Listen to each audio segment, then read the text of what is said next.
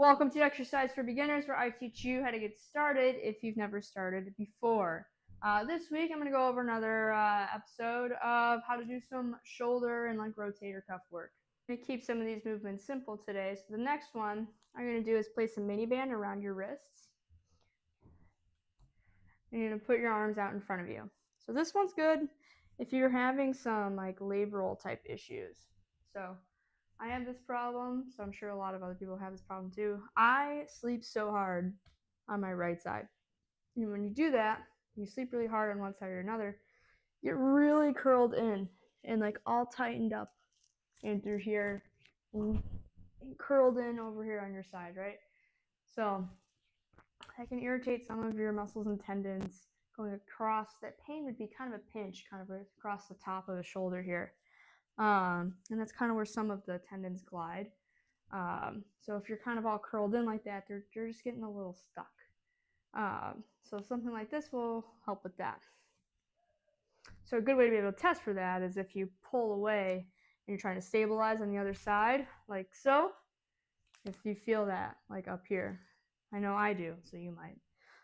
But it's also a good way, if something sparks pain, then try to move through that in a controlled manner until you get it to a point where you don't have pain. So that just means slowing it down, pausing, and just moving very gingerly, very slowly, so that you don't have pain, right? Pain doesn't mean we don't do something. It just means we have to be more cognizant of how we're moving through it, right?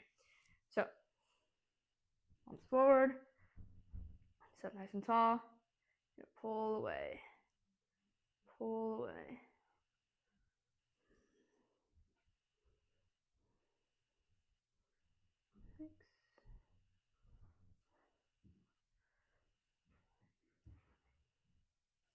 Pretty easy exercise otherwise.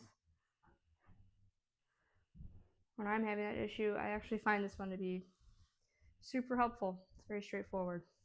All right, our next one, you're going to keep that band around your wrists, and we're going to do some 90-degree raises here. So these are some shoulder flexions. Come up, back down, up, and back down. I may have done these ones not that long ago, but I can only keep so much in my noggin. So these ones you want to keep a 90 degree at the elbow here, like you're holding a box. Does get tough on the shoulders. Should also be feeling it in your serratus anterior, so upper rib cage here. That's a good one for that rotator cuff movement. And then from there, super easy to go straight arm and do shoulder flexions overhead. So all the way up, all the way down, all the way up, all the way down.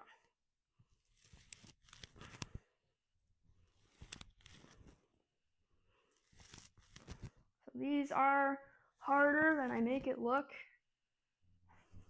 I promise.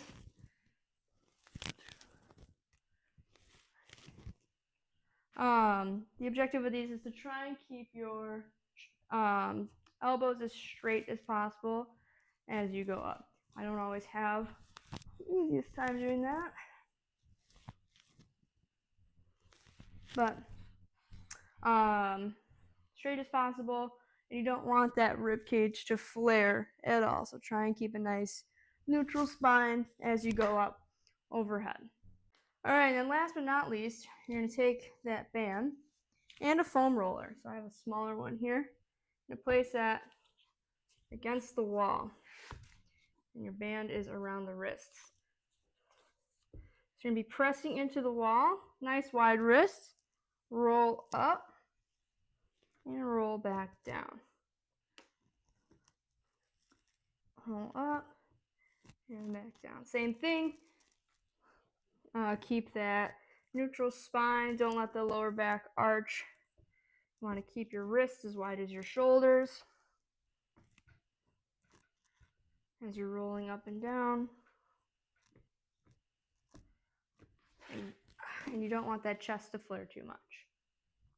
All right, thank you for joining me this week on Exercise for Beginners. If this content interests you, subscribe to my channel. I do try and keep it pretty straightforward and approachable to those who are just starting out. So tell your friends, tell your family. If you have any questions, please shoot me an email or something. Have a good one. Thanks.